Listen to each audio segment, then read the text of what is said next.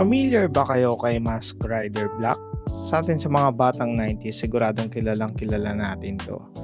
Ito yung isa sa mga childhood superheroes natin. So sa aking paghahanap ng Gunpla dito sa Kobe and Osaka, natsyempohan ko tong Gunpla version ng Mask Rider Black. Actually, meron pang isa kaso ito na muna ang inuna ko. Madali lang siyang buuin kasi hindi siya ganun kakomplikado katulad ng mga Gundam. Kung makikita niyo mga parts niya is basic lang din. And ang maganda dito sa Mask Rider Black na to, no, nagagalaw yung lahat ng parts.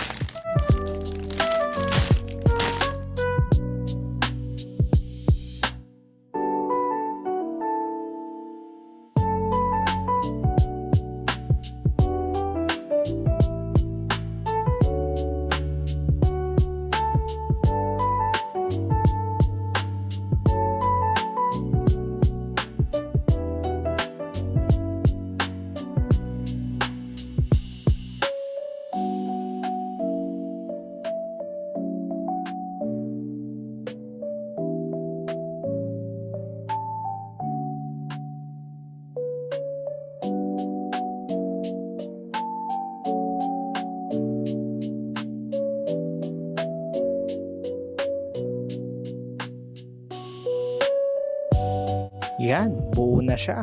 Nakita niyo naman kahit iba-ibang pose kaya niyang gawin. So, tsaka isa pa, hindi siya mukhang mumurahin. So, pwede mo siyang i-display. So, yun.